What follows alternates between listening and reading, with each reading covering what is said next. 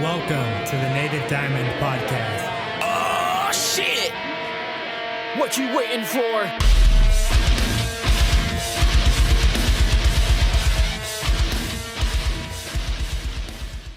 Please don't forget to like the video, hit subscribe, ring the bell. That way you're notified every time I drop a new episode of Native Diamond Podcast. What's going on, guys? Seth here from Native Diamond Podcast. Today we have Larry from the band xIron Sharpens Ironx, and glad that you're back on the show. How are you doing, man?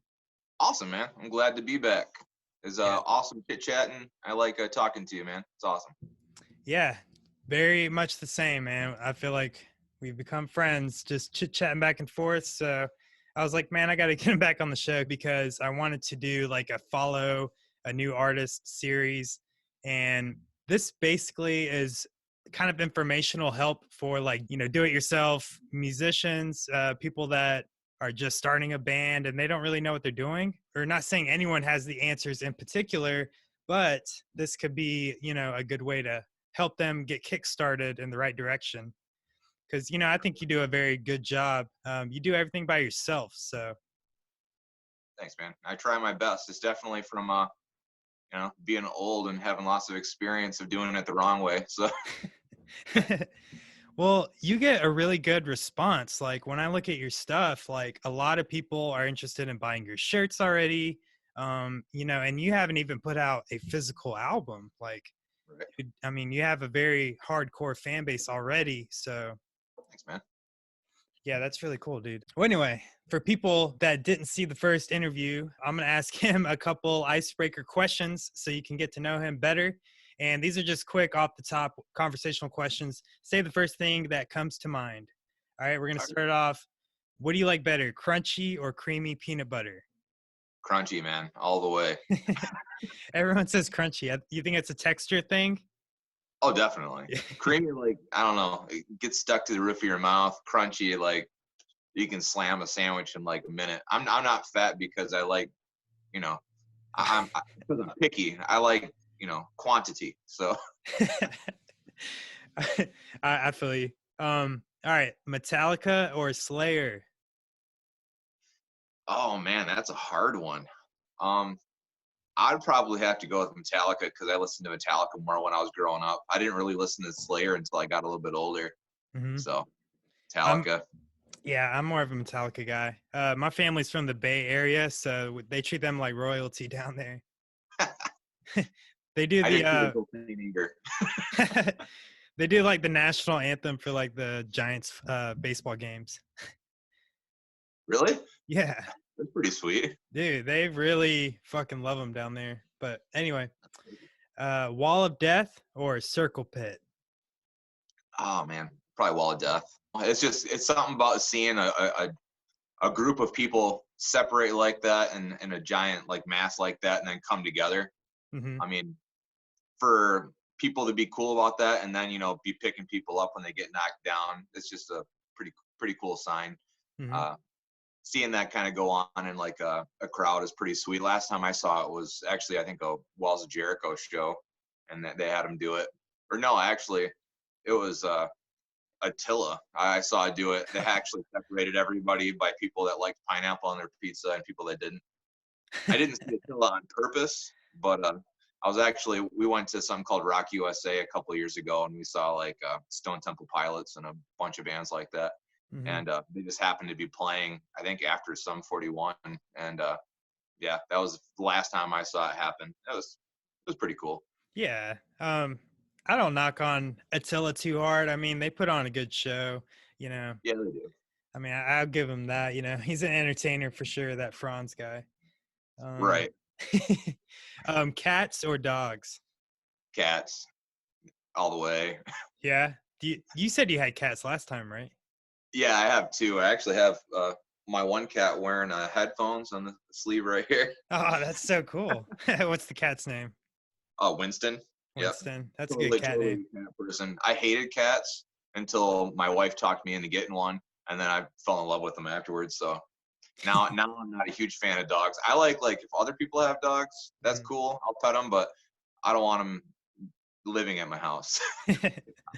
Well, obviously, I'm a cat guy because I got my tiger. So, all right. Anyway, horror movie or comedy? Probably comedy, because I'm a wimp when it comes to horror movies.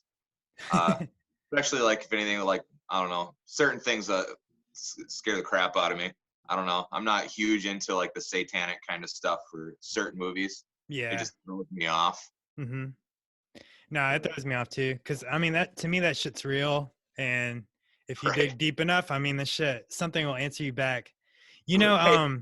What is the Death album? It's like the sound of what is it? It's the Red album with the big shark like jaw thing. Oh God, I can't remember. Well, anyway, in the lyrical sorry, in the lyrical notes or whatever, it says something like if you look down deep enough or something like that, something will look at you back. And that always Right. resonated with me or whatever, because it was kind of like because he was satanic, right? Like he was or okay. Or no, he was atheist. He was Yeah. I was gonna atheist. say, Okay. I don't want to label him like something he's not, but yeah, I thought that was pretty crazy. Um right on. Best guitarist ever. Oh man,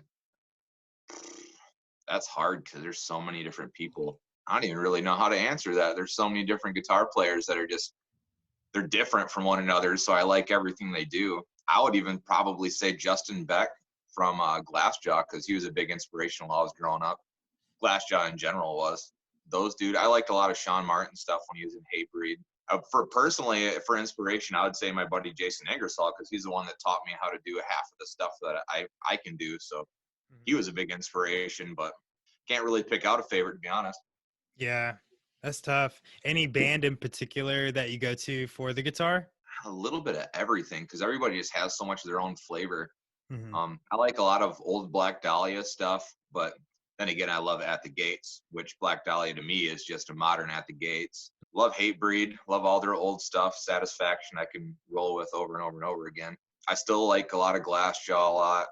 Worship and Tribute was a big inspiration. I did like BT Bam. I liked Prayer for Cleansing a little bit more than Between the Buried and Me, but Mm-hmm. all their guitar stuff was pretty rad too. So Hell I don't yeah. know, a little bit of everything, man.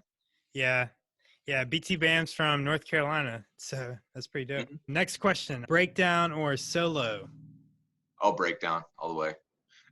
Yeah. I mean, obviously. Being a hardcore guy. Anyway, so. Yeah, hardcore guy. What's hardcore without a breakdown? Right. Beat down, breakdown, groove, whatever you want to call it. Marvel or DC Comics? Marvel. I mean, so. Dude, you just keep those on hand. What else do you got in that pile? Is all just comic books, man. I mean, behind me, I think I got Thor. I do got some DC stuff, but I'm really big into Punisher and I don't know, all those different ones. I do like a lot of the old comic books. So, but I mean, I like some of the offshoots too that aren't one or the other either. Like I got like a lot of the Tank Girl stuff and Ghost Rider and all that kind of stuff. So I don't know. I like them all, but I do prefer Marvel. I feel you on that. So, who's your favorite from Marvel? Probably Punisher. Punisher. Yeah. Did you watch the Netflix Punisher? Oh yeah. Yeah. Man, that was killer. That dude did a great job of being both characters, not just Punisher, but like I don't know. I liked the movies too, but I felt like they only got like each portion like kind of halfway right. So I think that the series was pretty awesome. I hope that they end up bringing him back at some point as the Punisher because he did a killer job. So, is that the most like the comics?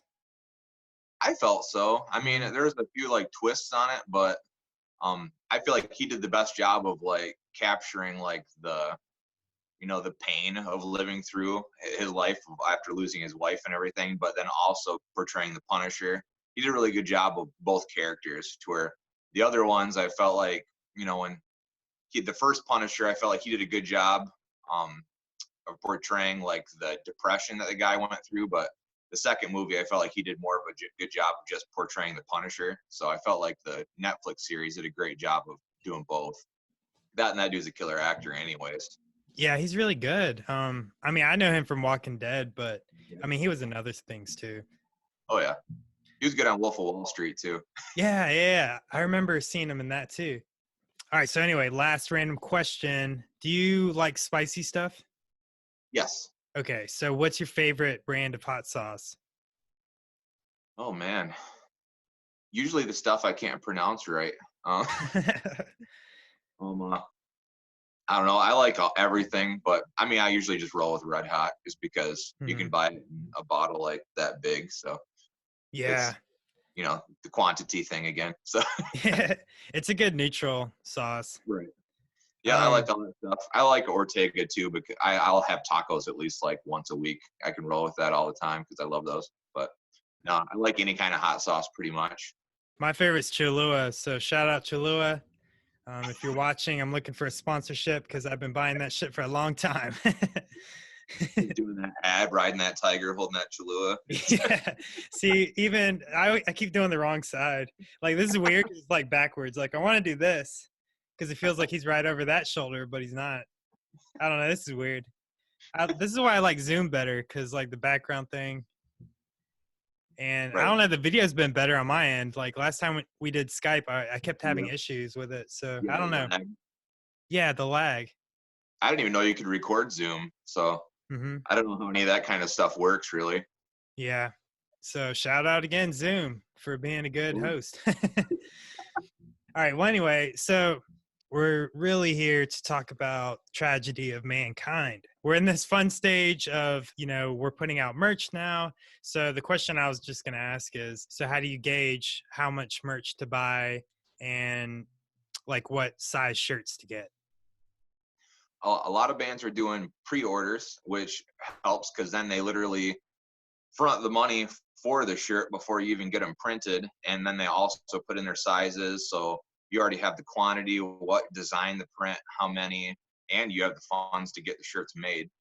But I kind of just chose a route of just doing a vote, like kind of like a poll on our Facebook page, and that way they picked out what design we're going to get printed, because originally I was only going to do one, and then so many people voted for both of them. It was so close, I just decided to get both of them printed and just do a less quantity.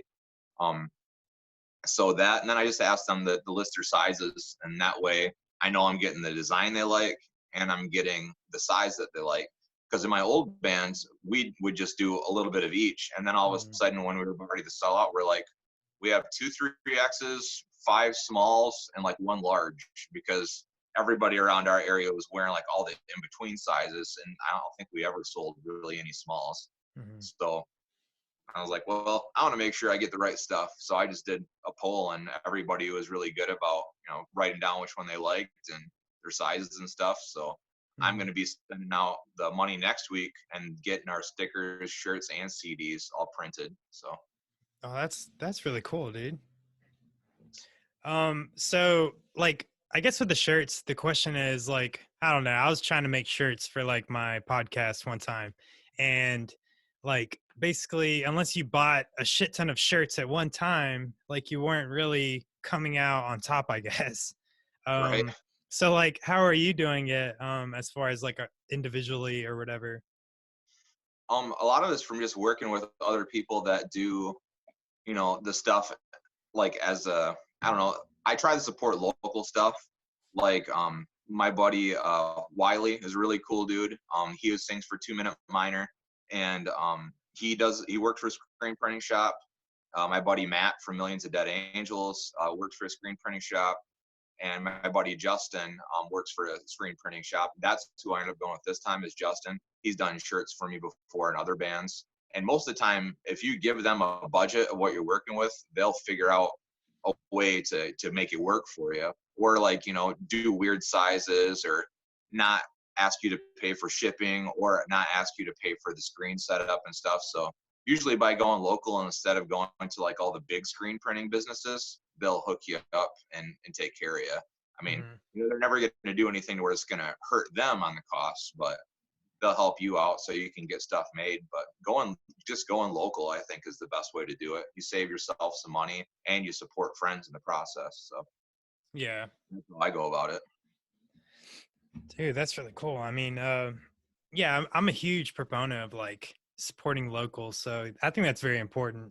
Doing these podcast shows, I know I'm not the only one, but are you seeing like kind of a bump in your streams? Yeah, definitely. I mean, and I think part of it is just people being happy to just kind of know, what some of the songs are about, what kind of stuff we stand for.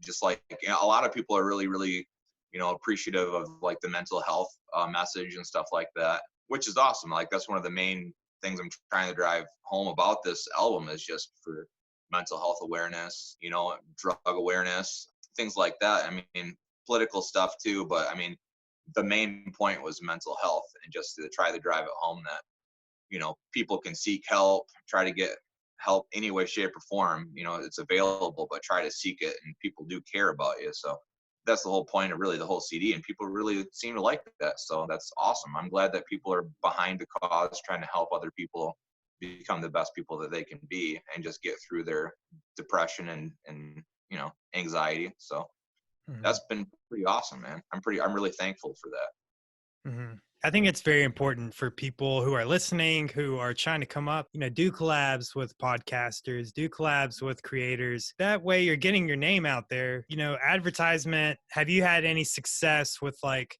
buying ads? Not really. Because most of the time when you buy an ad, I mean, unless it's on like a website, like if say, you're trying to buy like a banner on a website, like, I don't know, say Metal Injection or something like that, or one of those things, then it's like you're going to get some traffic and you're paying for something that's worth it. But as far as like paying for like a PR company, a lot of them, promise you to get like 1,000 followers in a week or some crap like that. Most of the time, those are just like ghost accounts. Like you'll get a bunch of people that like your stuff, but they're not real people that you can engage with. So buying likes and all that kind of stuff isn't worth it. You want to get organic likes and follows and engage with people that are actually gonna, listen to your stuff, promote it, and then promote the message that you're trying to promote. And when you just have mindless like robot followers, which is what a lot of those are, you got people with ghost accounts following you. I mean, that's not going to help your business. It might make it look like you have more likes on Facebook, but that's not the point if you're trying to be a musician anyway. So Mhm. it's definitely you want to do it, but you want to be smart about it. So if you're going to advertise, go with people on a podcast that are cool people that are trying to actually get good messages out. And, radio stations. I've been really lucky to have a lot of really cool podcasts feature our music. Black Metal Graham hosted our CD. Old Skull Zine has been really cool. There's something about metal podcast. Did a small review on our stuff. So, I mean, there's been a lot of really cool people that have wanted to listen to it and kind of get the message out there. And so that's really, really cool. I'm appreciative of that. And I didn't have to pay for any of that. They just wanted to Mhm. do that because they're interested in the message and spreading good music. So Mhm. most good publicity, you don't have to pay for. Thanks for saying that. That's such a valid point because, I think for people who are, wanting to do what you do and create an album by themselves, maybe they don't know what to do next after that point. And Right. just because you have art, how do you get that art out? And I think you're doing a great job. Yeah. Take advantage of podcasts, take advantage of working with other people because, yeah, positive, organic following is what you want, like you said. I know when I pay for ads, I get those bots like you're talking about. That's not what you want. No, I completely agree, man. What would be like one message that you're trying to convey with all of your art if you had to sum it up?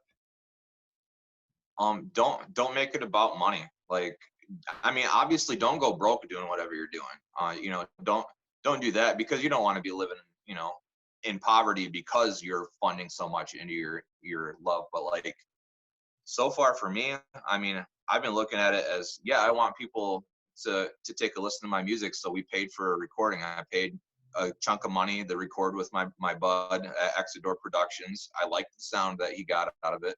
So I paid for the recording up front. He did all the video with all that. And then after that, I did the artwork myself. I do a design page called LP Designs, and I do different kinds of artwork for a lot of different bands. So I did that myself. And then I would say try to make as much stuff free as possible. Hmm. I mean, trying the only sell your stuff, you lose so many listeners because unless somebody has that Spotify premium account or all that different stuff, they're not going to be able to stream your stuff for free. And yeah, I don't know. For me, I'm just like, I'd rather my stuff be for free on Bandcamp and somebody listen to it and get the message and go get help if they're having mental health issues, rather than be like, no, you got to pay like $1 a song for you to listen to it or to download it. I'm like, no, just if you want to donate money to it, then that's great. But otherwise, just try to do as much stuff and make it accessible to as many people as possible. Mm-hmm. Because that's the whole point of making music, is to get people to want to listen to it. It's not to try to make money. And if making money is the reason you're making music, then you got your priorities backwards. So, But like, you know, obviously you have to make money in the music business because it is a business. And at some point you're basically saying, don't compromise who you are to make that money. You just basically, you're wanting to survive, but you want to get your art across the right way with integrity. right. Because I mean, like I went to a show a while ago with one of my buddies, and we went to go see The Damned Things. I think it was He Is Legends, a few other bands, and just some of the T-shirts were just outrageous. Like one color print for one of the bands was $30 for a T-shirt. I'm like, that's ridiculous. I mean, you know, it wasn't that much money to get that stuff printed. They're on record labels, and most of them are paying for some of that stuff. And even if they weren't, I mean, $30 for a Hanes T-shirt for one color print is ridiculous markup. And stuff like that I try to avoid, because I'd rather go support the local band that's selling their T-shirts for $10, $15. And I know it's going to their cause, and they're going to go take that money to put into like a band fund and make their next CD, rather than see some big touring band charge that much just because, you know, they can, and they know that people will pay it. So, you know, stuff like that I kind of see. But yeah, it's definitely a business. You still got to make money. You want to cover your costs of everything and try to get a little bit back so that can help supply your next round of stuff. Like I'll make a little bit of money on T-shirts. That way I can try to do another run afterwards. And then I'm doing the first 100 CDs, all getting donated to the suicide hotline other than shipping. But then after that, I'm going to have to charge for CD because I don't have enough money in my account to keep on doing, you know, like CDs for free like that. Otherwise, I'll end up going broke myself. But I want to at least try to donate that first 100 because, you know, $5, you know, for the first 100, I should get close to $400 and $500 donated to a good cause. So, you know, doing stuff within reason, that trying to, you know, go towards good causes, but make good financial decisions that aren't going to, you know, hurt other people's pockets that are trying to support you. So I think that's the best way to do about it, as going as far as a business, but then also, you know, having some honor and respect for the people that are trying to support you as well. I'm only going to charge 10 and then whatever shipping in. Oh, okay. So if it's, you know, a lot for shipping, say like you're in Europe, I think it's a little bit more for shipping. It's kind of crazy for shipping there, but otherwise I think at most it's $5 for a T-shirt, the ship in the US. So it'll be $10 plus whatever shipping is to get it to you. And I'm going to try to do it the cheapest way possible. It's just going to be me shipping them from my house or post office or whatever. So that, and then same thing with the CDs. So if you buy things all at once, it should knock the shipping down, I would think. But yeah, that's just the way I'm going to do it. $10 a shirt, $5 a CD, $1 for a sticker. Unless you buy like a bundle, I'll probably just throw a sticker in there. Right. Just to get the message out there, not try to make money doing it. Just break a little over even. That's kind of the way I'm trying to look at it. I don't want to have to cover costs every single time because I don't make enough money to do that. You know, try to donate to good causes, but not go broke doing it. You know? Yeah. Well, shit, dude. I'll take T-shirts. I want like a bundle, but I want like you to sign the CD because I have a collection of specifically signed CDs, and I just think that'd be so dope to have you in that collection. Yeah, that'd be killer, man. Fuck yeah, dude. So yeah, so how can people that are listening, where should they go to find your merch? I'll plug a link below, but through Bandcamp. A lot of the bands nowadays have been doing it through Bandcamp. To me, that's like one of the best websites you can use right now for everything, because they don't really charge you for much for hosting the stuff. I mean, you can do the free option for downloading your music. That's one of the things for Undercity Records, which is awesome. My buddy Taylor that works through there is a really cool dude. He's supported the hardcore scene for a long time, and the metal scene and everything. And that was one of our things about being on that label, is it would always be somewhere available for free. So on Bandcamp, my stuff is always going to be for free, no matter what I put out. If you want to put money in towards there, then yeah, I appreciate that, but you don't have to. The whole point is just to get the music out there. And then if you want to pay on some of the other streaming services, because you can't host things on like iTunes or Amazon without putting some kind of a cost to it. Otherwise, they won't even host it, to my knowledge. I don't know if there's a way to get around that or not, but when we put it in through like DistroKid, all that stuff gets for sale, and I think it's like 60 cents or something like that per song.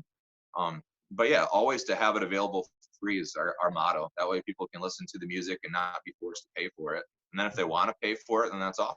But, Yeah. No, I think that's the right way to do it. I mean, I think the music should be free, but then, you know, you make your money on your merch, you know. right. And that's kind of what our thing is like just doing that. And that seems to work really, really well. Because, you know, if people like your music and they're able to listen to it, download it for free, play it in their cars, like then they'll want to support you and buy a t-shirt from you or buy the physical copy, because there's a lot of people that still want physical copies of merch. So yeah, it's awesome. I think I've gotten a really good response from people, and Bandcamp is one of the best tools for doing that. I see a bunch of metal bands, they're doing the vinyl thing. Do you think that people are still doing vinyl, or do you think that's more of a kind of a gimmicky thing?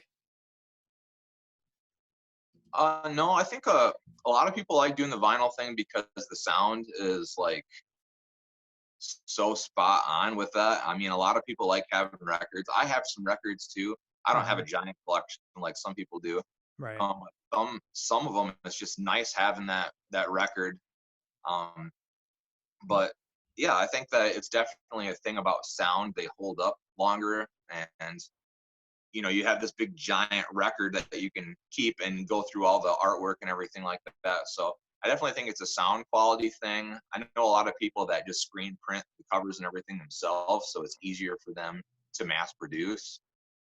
My buddy Jaron and his band, All These Years of Nothing, did that. I think they screen printed all the record covers themselves. So, but yeah, I think that it's not a gimmicky thing. I think it's definitely something that has to do with sound quality, and then there's the demand that people pay that much for a CD, but they pay the same amount for a record, and then they have this big giant thing to be able to appreciate and keep long term. I always wanted to get into vinyl, but I've gotten advice from people that collect them not to get into it because it's like a black hole. Right. Have you been listening to any new albums? Because I've been listening to a lot. I haven't listened to a lot of new albums. I've been listening to a lot of old albums. I actually, because I had this big giant booklet of CDs and stuff, and I had forgotten that I had put, because I got like multiple booklets of CDs, and I forgot that I had put some. I cleaned out my garage, and I had put some in the bottom of one of my big toolbox, and I pulled it out and completely forgot about half the CDs that were in there that I had them. I thought that I'd lost them when we moved, so I found that, and I've been listening to Smash Your Enemies, one of their early CDs. Been listening to a lot of Killing the Dream, some Donnybrook records that I listened to a lot when I was younger. Traders album when they first came out with, I don't remember if it's just self-titled or what. I've been listening to a lot of different stuff because I found that CD case, and I'm just like, man, I miss all these bands. So I've been listening to all those different records. I listen to a little bit of death metal. I've been listening to some Earth Crisis. Yeah, a little bit of everything. I just a bunch of records I forgot I had. And I'm like, man, I miss all these bands, especially Figure 4. Figure 4 was one of the big influence for me too. Love those dudes. I love Comeback Kid too. So. Oh, dude, I love that band. That's one band I wish I could have seen. I've never been able to see them. My buddy Joel actually played bass for them for a while. And, no kidding. Yeah, he's really cool dude. He was actually on I think it was the Face Down Fest, the DVD cover. He's actually on the cover on the back of it. Damn. So, yeah, it was pretty cool. His band, Worst Self, is killer too. Check them out. They're awesome. And what's this band called again? I'm sorry. Worst Self. Super heavy. All right. Hell yeah. Worst Self. So anyone who's listening, go check out Worst Self. And I'll plug a link. Heck yeah, man. They're really cool dudes. Support a lot of local bands. When I first came out with the mental health video and stuff, they were one of the first ones to share that and try to get people aware of the message. So they're all really, really cool dudes that help other people in the music community. So yeah, definitely help those guys out. I've been listening to the new Trivium. I'm doing a review for next week. I just did a review for the new Verminous Black Dahlia Murder. Before that, I did Nightwish, and then Code Orange. I did the Underneath. Yeah, I've been digging the new Trivium and the Black Dahlia a lot. Right. Black Dahlia is awesome, man. I mean, I grew up watching them kind of get bigger because they're from Michigan. So Yeah. there used to be a band around here called If He Dies, He Dies, and they play a lot of shows with them. And I'd watch Black Dahlia every time they played The Intersection. So, and my buddy Zach used to play drums for him. He was on the Miasma CD. He's in some awesome bands too. He's in a band called Shit Life, and he's in another one called Shock Narcotic, which has like some members from Battlecross and I think Dillinger Escape Plan in it. Dude, And Battlecross is awesome. yeah, we got to play a few shows with them when I was in Infinite too. They're all super cool dudes. That's one thing I'd say about all those different bands is they all got really nice members, so it makes supporting their music even easier, because it's like if you like their music, that's great and you want to support it, but when they're awesome dudes too on top of that, it's like you want to support it even more, because nobody likes going to see your favorite band and you find out that they're a dickhead. So I've had that happen a few times, and that kills it. Me too, man. I mean, I share my history. I'm not gonna lie. Like, I was kind of a scene kid because, when I was coming up, it was like 08, 09, like when I was getting into hardcore or like post-hardcore at that time. And it was a lot of like The Devil Wears Prada, like, easy core type shit, like A Day to Remember. Like, I was still kind of in that pop punk shit. Like, those bands, like The Story So Far and like shit like that. Stuff I don't really care about now, but at the time I was really into. And like I saw like Bring Me the Horizon, and I was like, at the time I was a huge fan, and I seen him in Charlotte, Ollie, and dude, he just kind of shit on all the fans, dude. Like after the set, dude, he just didn't even say didn't even chunk up deuces, man. He just fucking turned around, walked away, and I was like, what a fucking dick. Yep, that's what I heard. We when I was in Infinite, we played with and Hell Followed With, and my buddy Nick, that was one of the bands that he said that was an asshole pretty much. I mean, I think that they might have played a show together, or he was just talking about the fact that they cared more about their image than they did about the music that they were writing. I think he called him Bring Me the Hairspray, is what I think. Oh, I love that. Dude, yeah, I mean, I was a huge fan, and then, I don't know, I fell off, man. That was probably like 2013, 2012. Yeah, it's a bummer when you do that and you go to see a band that you really like, and you got to just try to tell them, you're like, yeah, really like your music, really support it. And then, they're like, yeah, we don't really care. I'm like, all the bands, that's what made you where you are right now. I mean, obviously your music did too, but with no support, you wouldn't be where you're at. So, you gotta always be thankful for that. When bands lose touch with that, it's sad, but what can you do, I guess? Yeah. Now I'm glad you said Battlecross, because I remember a show in Charlotte and Gwar was the headliner, and every time Gwar came through, I saw them as much as I could. And Battlecross was the supporting act for this one show. And yeah, we were there for Gwar, I guess, but like we were more there for Battlecross. So like during the whole Gwar set, I didn't catch the guy's name. I'm terrible with names anyways, but we talked to the guitarist the whole Gwar set. Like we were just talking to him, and it was so chill, and he was just like just sharing everything, but it was awesome. So big shout out to Battlecross. Those are like genuine dudes. Are they still together, or? I think so. I don't know what all has been happening with them, honestly. I know that they've all been in different projects. But yeah, I'm not really sure. I think I saw them post something about practicing not that long ago, but I could be wrong. It says that they're still together, dude. Yeah, I have no clue. I know that for a while they had to get a new drummer or something like that.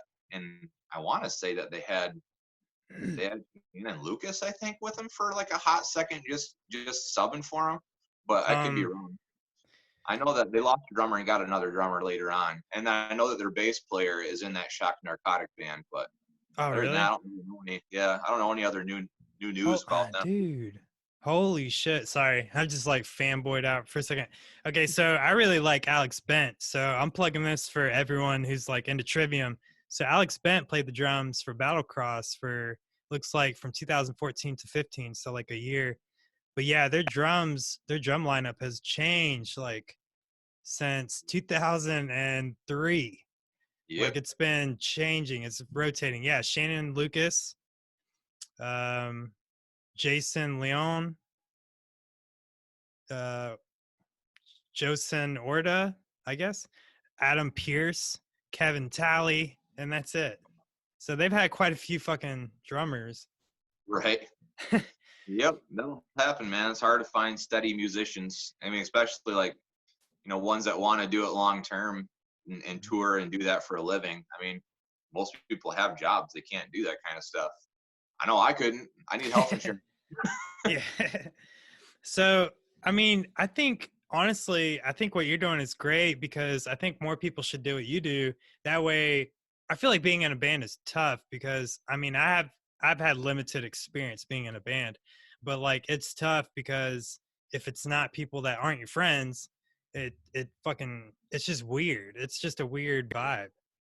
Well, and it's all about too, like your area. Certain hardcore scenes got more people that want to do certain styles of music. Um, and certain areas, other people like certain stuff is just bigger. Like around our area, there's more like deathcore and stuff like that, and just straight up metal. But then, like, I'm in another band called Colt Snuffer and the Dead Horsemen, and it's all just like gothic blues. And we do some covers and do like Johnny Cash and stuff like that. And Mhm. there's a big calling for stuff like that. So I mean, it all has to do with your area too, how much you're willing to travel around and play shows. Now, if I lived like closer to Grand Rapids, if I lived in Indiana, I'd probably be in like 5 bands because I know so many people down there that I'll just love all styles of like heavy music. And I'd probably be in a band with my buddy Jaron and Taylor in 15 minutes. But Mhm. where I'm at, there's not as many people playing heavy music that aren't already committed to something else. So it's hard to get people to want to write something new when they're already spending, a lot of time on other stuff. So. Mhm. You went to a studio and paid to actually get your record done. Do you think you would have spent more money if, say, you had other people? Probably not, because all I would have done is just been one other person doing the same thing. Because Mhm. no matter what, it's the same process. Really, you go in there, you record your guitar scratch tracks to click, and then you Mhm. record your drums to that, and then everything else after that. I mean, I think when we did it, I did scratch tracks all in just one day. Mhm. Then I went and recorded all the drums pretty much in one day, and then I did all the guitars, and then bass, and then just vocals.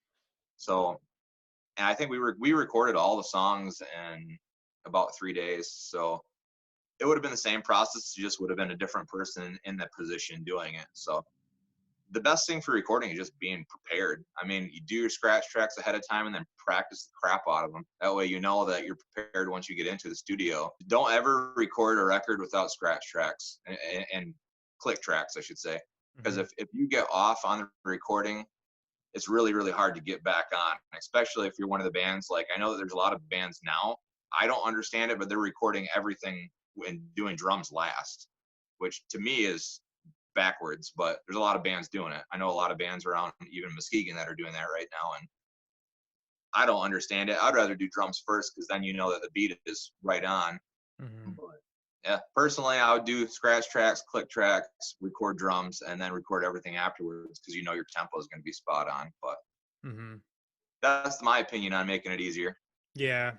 I've always heard the drum thing too, and Yeah, I've dabbled in fucking very amateur production. So, really, man. When I recorded our first stuff in one of my early bands, we used an 8-track tape recorder. So it's come a long way, huh? yeah, now I do the gang vocals for my buddy Wiley's band, 2 Minute Minor, on my phone and send it all to him in an email. So I mean, crazy. That's Technology, funny. ridiculous. So explain to me, how do you get priced or quoted on a studio session? Like, how does that work? How much are you looking to spend? For me, it all just depends. I mean, if you want to spend a lot of money, because you're wanting to go to someone and have them produce and make it sound absolutely polished, you're going to pay for that. Mhm. Um, I didn't want it to sound polished. I wanted it to sound, I wanted to have that black metal sound with a lot of saturation and just void sound and just emptiness. I wanted it to sound depressing because that's the message it was conveying. Mm-hmm. And that's just the way, to me, that high treble black metal kind of sound is what I wanted. But to me, just go local. Usually there's somebody in your area that's trying to record metal and hardcore and stuff. And Jason Ingersoll in my area has been doing it for years. Mm-hmm. And everything he does keeps getting better. He does a lot of rap too, and writes beats and stuff. But in my area, or even I would just say in Michigan in general, I mean, you hit that dude up and he's going to hook you up with a fair price and give you a solid sound. So, yeah, it's like exitdoorproductions.com, but he's on Facebook and Instagram and all that stuff. So I'd hit him up for recording, and people like that are in every state. So try to go local before you try to just go to like the top of the line studio that wants to charge you $2,000 a song. Mm-hmm. Because most of the time, in my opinion, those don't sound as good anyways for some of those projects because they sound too polished. Like, I don't want to hear a robot drum set. I'd rather hear like drill set. So not saying that, it's not worth it. Like if you go to Jamie King, you're going to pay for it, but you're going to get the best recording possible because the dude's genius. Mm-hmm. We actually had him master some of our CDs that Jay recorded, and he did a great job. But yeah, you're going to pay for quality, but then there's some out there that I feel like you're paying too much. So definitely do your research on who you're going to. Mm-hmm.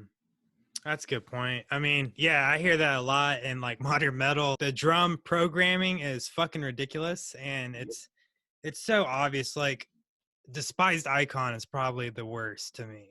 As far as their snare hits, you would have to be like Hulk to fucking hit it like that hard and that fast. Like, it's ridiculous. I don't know. And some of those, like, yeah, the drummers are that good. I mean, like my buddy Adam, he does all those super fast blast beats and gravity blasts and stuff. Or the dude from Cattle Decapitation's crazy. Yeah, but, he's crazy.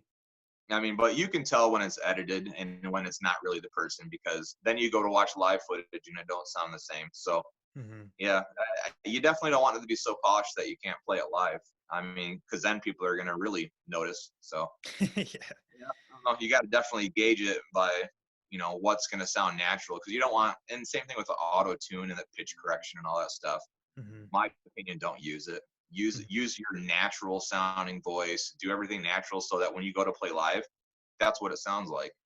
I don't want to go see a band and then them be off key or not be able to play a part correctly because it was all, a facade in the studio. So I don't know. What about like screaming and shit like that? Like, did you guys put like reverb on it, or like what effects did you guys put on the screaming? There's some spots where I think you put like an echo on it or something like that, just because it sounded cool for that part. And you do make it a little bit wetter, because when you scream, sometimes in the microphone, it might be a little dry sounding. So you want to master it and EQ it and everything correctly, but you don't want to mess with it so much that it makes it unnatural. Because usually, even if you go and play a live show, on the PA, they got a little bit of reverb or, gain on stuff, or, a mix to it. So it's never going to be completely dry. So you want it to be pretty close to whatever live setting is going to be, in my opinion, for what your sound is going to be. But I'm also not somebody that records it myself. I'm just somebody that goes and screams into a microphone and says, "That sound good?" So.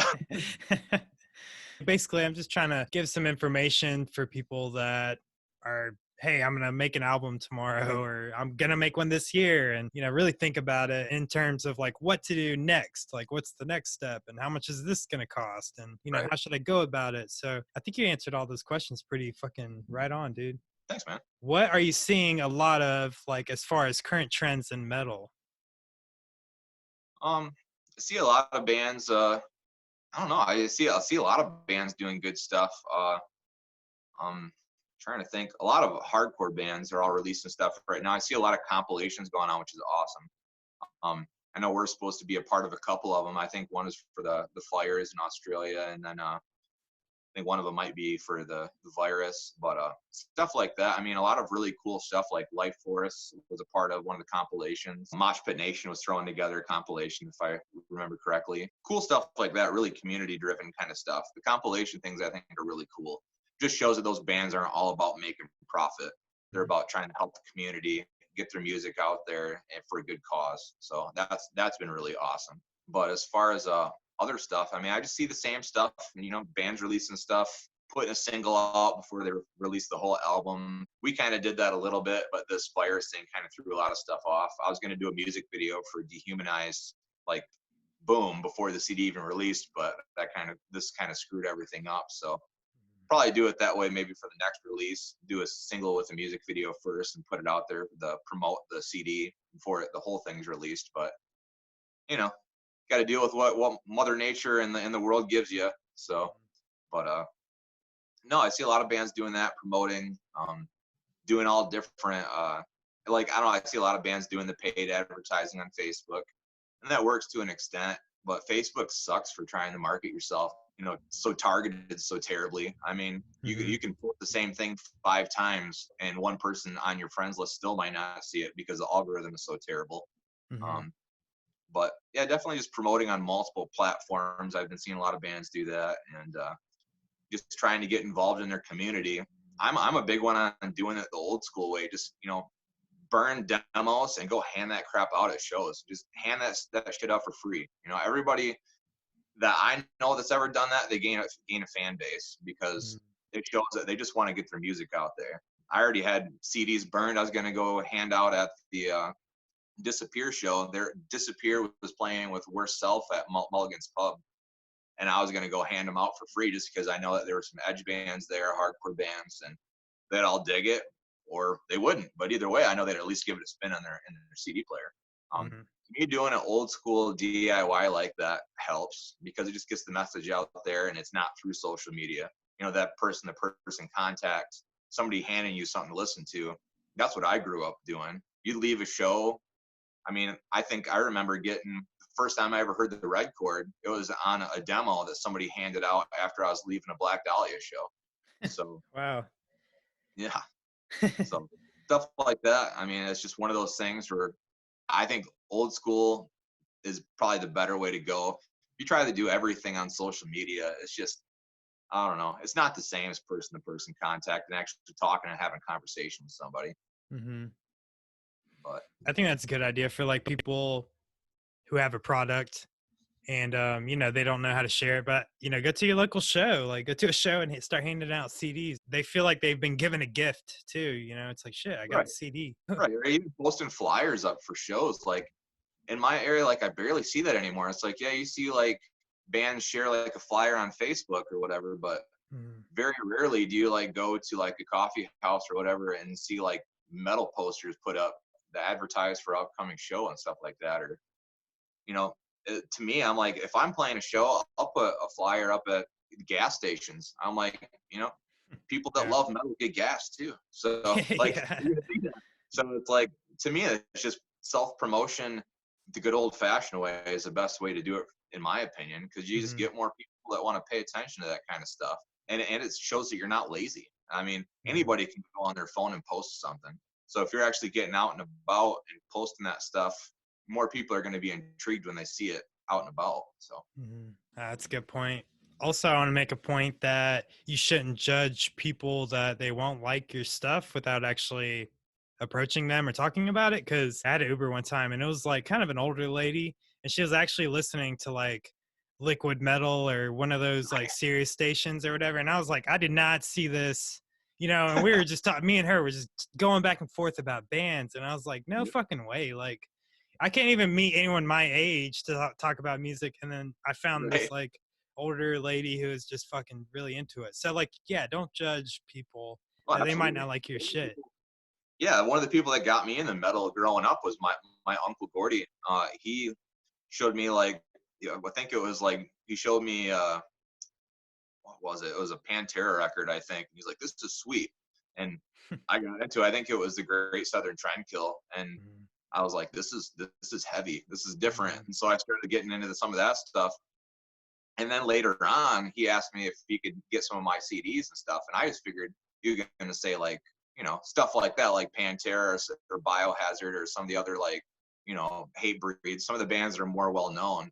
And so I told him to put together a list for me. And he's like, yeah, I want that Cattle Decapitation, you know, some Black Dahlia, At the Gates, Doom Borgir. And I like starts naming off all these different bands that I didn't expect him to list off. And I'm like, man, you really want some heavy stuff? He's like, yeah, and give me some Black Flag too. And I'm like, that's why you're my favorite uncle. Like, That's so cool, dude. I wish I had an uncle like that.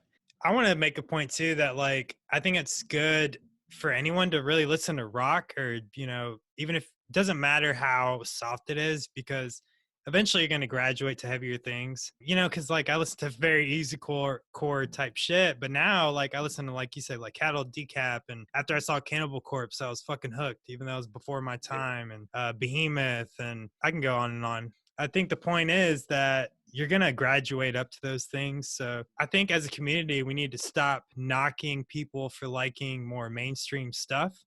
right, Like, at least they're listening to rock. You know what I mean? They could just right. be listening to like rap or whatever. And Mhm. I'm not hating on rap, but I'm huge into keeping rock and metal alive. I don't feel Absolutely.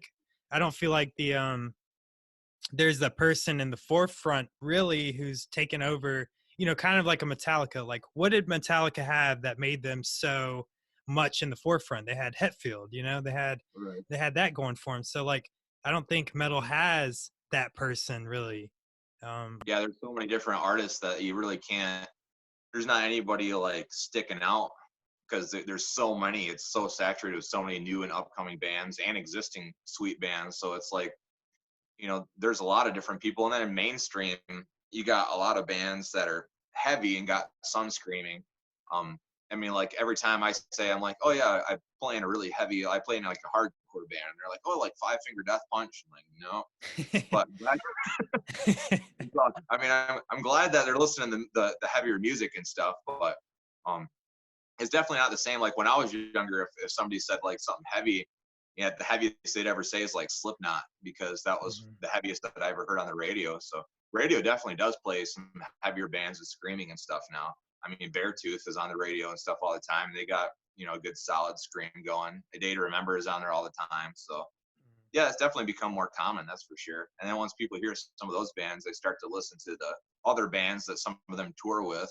Um, so it's definitely a good thing that some of those bands get more mainstream, because it exposes them to other bands that are maybe heavier or more underground that they wouldn't have heard of otherwise. I'm a chef. We like to entertain a lot. We like to have family over. Okay, well, I'm not going to throw on Cattle Decap at a fucking family barbecue. You know what I mean? Like, but, I will put on some Trivium or Right.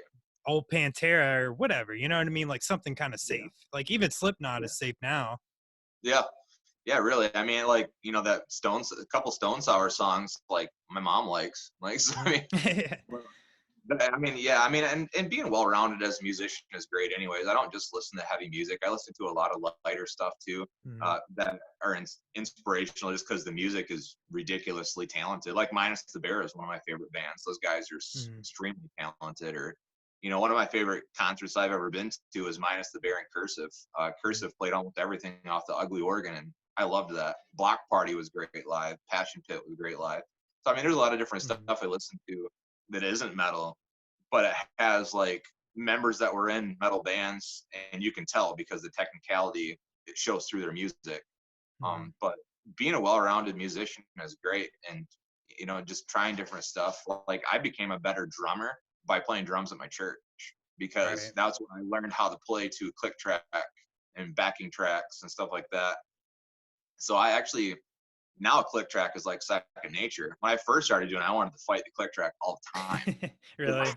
Yeah, especially like the weird time signatures, like a 6/8 stuff like that. I wasn't used to it, and Mhm. now as long as I hear that click and I hear the subdivisions, I can jump right on it. So Mhm. you know, definitely keeping your mind open helps you become a better musician too. Mhm. Do you pull from a lot of different genres or? Yeah, yeah, I listen to a lot of different stuff. And I mean, I listen to metal more, and hardcore especially. Like, I think I've listened to that Smash Your Enemy CD like 19 times this week. I mean, it's a short CD anyways, so I've Mhm. been blasting that. But no, I mean, yeah, I listen to a little bit of everything. Glassjaw was one of the most inspirational bands. Everything You've Ever Wanted to Know About Silence is one of the most influential CDs I ever had growing up. Mhm. But a lot of that stuff was, I mean, Poison the Wells, the early stuff was really big for me. Hopes Fall, and all of those had a good mix of like the screaming and singing. Norma Jean, I grew up, because I grew up during that whole Solid State Face Down, era. Yeah, me So too. and I still love most of those bands. As a matter of fact, I was just talking to one dude the other day, through a mutual friend. He used to sing for that band, or I don't know if he sang for it. I think he played drums for it or guitar or something in a band called Jesus Wept, and they were on Face Down, and they were super heavy and all really cool dudes. And he's in a new band called Hollowed Out, and they're pretty sweet. But yeah, a lot of different bands. You know, I like different stuff, and it's, I think, made me a better musician because I know that there's different technicalities and feelings I get from different stuff. One of my favorite bands too for a while was actually my teacher from college's band. He was in a band called Minutes. He's in the music video too. His name's Ian, and he's a really nice guy. Yeah, like it's really cool. Like just seeing all that different kind of stuff. It's all influential in one way or another. I'm glad you said that, because like I was kind of big into like that Christian core stuff.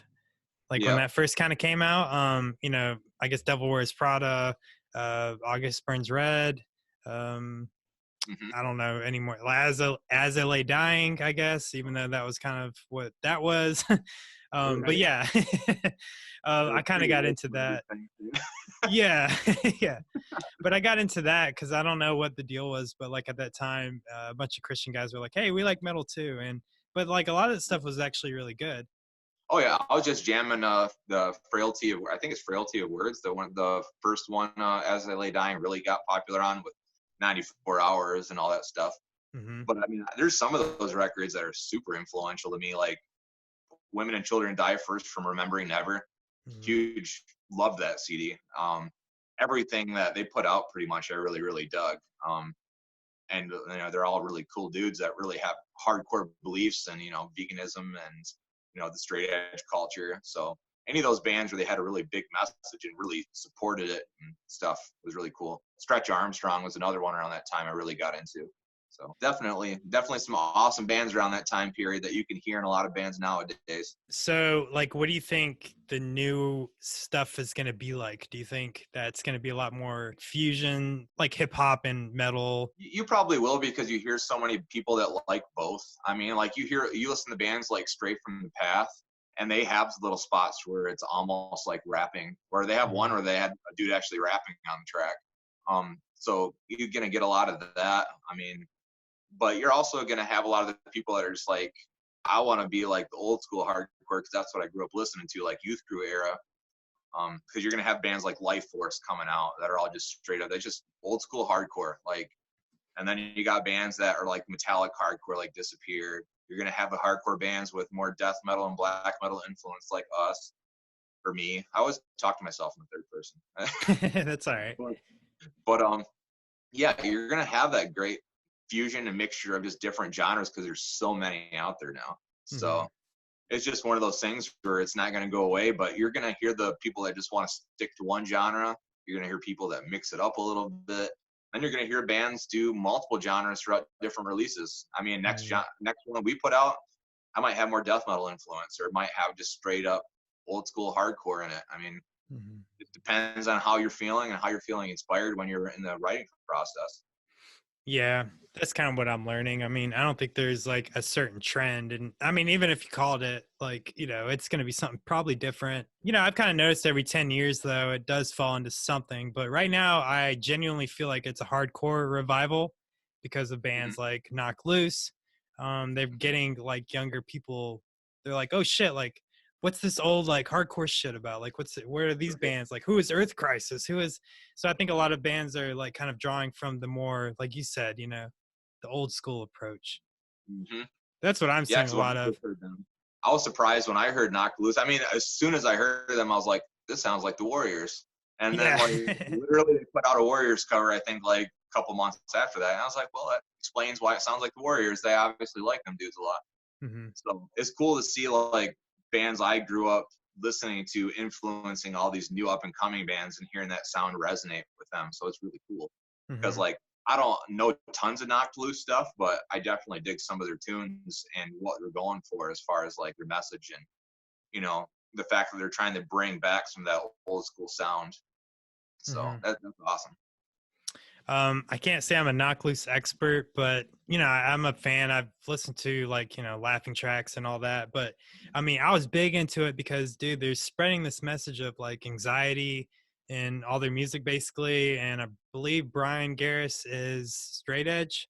Well, at least he had like a straight edge like watch on in that last or one of the last videos. So I think, yeah, dude, I think the straight edge hardcore thing is really coming back, like in my Yeah, opinion. which is awesome. I mean, because I mean, a lot of the people I grew up with, they were edge when I was younger, and most of them aren't anymore. I mean, Mhm. I'd say at least half of them. So that's a sad thing. But I mean, also when you're younger, you have a lot of people that do things for different reasons, and it's not necessarily for themselves, or they might figure out later on it's not the lifestyle for them. Mhm. But yeah, then you got other people that they know that like that's the lifestyle I want to live. Mhm. I'm doing that and making that choice for myself. I'm not doing it because it makes me cool or I can fit in with other people, because you don't got to be straight edge to be part of the hardcore scene. And you don't got to be, you know, straight edge to hang out with other people that are straight edge in the hardcore scene. Uh, Mhm. and there's a lot of people I know that, do different stuff. And it's just, that's not what I want to do. But it doesn't mean I'm Mhm. not going to, support their bands or not call them a friend. So, I mean, it's cool that, there's so many people intermingling within different genres and hardcore scenes and stuff, building it to make the whole entire hardcore scene bigger and better and more, you know, susceptible to get more people into it. So I think it's Mhm. awesome. Yeah, I mean, from my personal experiences or whatever, like I'm not straight edge. I'll just say that it's like confessional, Native Diamond Right. confessionals. I'm not straight edge, but like a lot of my friends have been, and I had actually had, like I've worked for a chef. He was straight edge, and that's when I really started diving deeper into it. And Mm-hmm. if it wasn't for people like that, I would have never found this music, is basically what I'm trying to say. But like, yeah, I think you make a valid point. You don't have to be straight edge to listen to hardcore. I mean, you Right. don't have to be straight edge to hang out with someone who is. I mean, everyone is very accepting in the hardcore community. It's a very positive thing. And a lot of these people have been some of the best friends I've ever made in my fucking whole life, because Right. they're just genuine people who believe in sharing a message of like acceptance. Really, it's about Right. acceptance. I mean, like we Right. can both agree on that. Oh yeah. Definitely. It's about a community. It's about making friends. It's about building these relationships. Right. I mean, I view straight edge as something. I mean, it's a choice I made for me. Then it's like just trying to educate younger people that they shouldn't feel forced to do stuff that they're pressured into. Because I do feel like people are pressured into doing stuff. I mean, even when I was old enough to drink, I'd have people buying me shots and stuff like that. Even after I told them I don't drink, and them trying to Mhm. shove it in my face, Damn. and I'd have to say no, man. And or Mhm. when you're drinking coffee in a bar and people are coming up to you and talking shit to you pretty much because you're not drinking, or if they're buying you shots and stuff, you're gonna have people like that Mhm. no matter what you're doing. You're gonna have people that are ignorant, but you have way more people that are supportive of your decisions than what you do people that are going to be trying to slam you for your decisions, Mhm. especially in the hardcore and metal community. So I actually prefer hanging out with people who are straight edge because, like you said, they're not pressuring me to be any kind of way. And it kind of like showed me that maybe I do some things too much and I need to balance out. Because I believe, I mean, me, myself, I believe in balance. I think it's very important when it comes to like a work relationship or whatever. I think balance is key. And I think that, that's what works for me. Like, so but I'm not knocking the straight edge thing. Like I think that's very. I wish I had that like strength in my head to like not do things that I do. You know. I'm, yeah, I mean, and everybody has things they struggle with. I'm straight edge, but I still struggle with my weight. I struggle with overeating and eating things that are terrible for me. I'm never going to be somebody that's like, I can't wait to go to the gym. Like, never going to be that guy. Like my weight fluctuates. I struggle with eating. I mean, and that's something that you can go through with depression too, just like with drinking. So I mean, no matter what it is, I think everybody struggles. I mean, whether you're straight edge or not, you struggle with certain things. My wife's not straight edge, but she respects the fact that I am, and so that relationship works because she respects me as a person. I respect her. my wife's not out there doing like any hardcore drugs or anything, but Right. like she has a drink every now and then. Hmm. So I mean, and I'm not going to hate her for that. That's her choice. And as Hmm. long as she's being responsible about it, that's all I care about, and make sure that she's safe. But Hmm. yeah, you can. I saw somebody post the other day in like a straight edge group, and he was like, I'm straight edge, and I can't find anybody that's straight edge for me to date or something like that. I'm like, it doesn't got to be exclusive. You don't have Right. to only hang out with friends and date people that are straight edge. Like that's a choice you make for yourself. If that's the way you want to make your decisions for friends and stuff like that, that's okay, I guess. But then you're Hmm. making it an exclusive thing, and that's not really the point of the whole thing. The point is just to better yourself. Hmm. So I don't know. One of That's a those very things. good point. Mhm. Yeah, that's a very good point. I mean, yeah, you don't have to be like someone to hang out with them. I think that's a lot of people, a lot of people categorize themselves and they do it to themselves. And I think that's why they don't have the outreach that they want to have, Right. because they categorize themselves and they're like, oh, I can't hang out with you because I'm like this. So, Right. I mean, I'm And then, guilty of the shit. yeah, I think everybody is to a certain extent. Like, Hmm. I mean, there's certain things I try to avoid. But for the most part, I give everybody an opportunity and or multiple opportunities. And if they end up, rubbing me the wrong way multiple times, then I'll put some distance between me and them. But I mean, I think Hmm. that the natural way to do that. I mean, yeah, you don't want to be with somebody if their personality is poisonous to you and what you stand for. Hmm. But other than that, my thing is just give everybody a chance, and give them an opportunity to be a friend or come together for you. And if they don't, then hey, move on to the next person or forgive them, try again. But yeah, definitely don't be around somebody that's going to poison your views and beliefs and be toxic to your relationship. Um, Hmm. but don't be closed-minded either. So Very good life advice, Larry, for sure. Yeah, because I mean, sometimes we need to hear that self affirmation. But anyway, well, I mean, that's pretty much all I got for today's show, man. I wanted to give you a chance. Any final thoughts? Anything you want to say in particular to anyone who's listening? no, just if you're digging our music, that's awesome. Our music, my music, whatever you want to call it. Mhm. But yeah, no, I appreciate it. That we're trying to donate the first 100 CDs all to the Suicide Prevention Hotline, and the CD is going to be streaming on all platforms May 1st from Undercity Records. Mhm. And yeah, make sure you check out their website, their Bandcamp. Go follow us on Facebook. Invite your friends to like our page. That way more people can hear the message.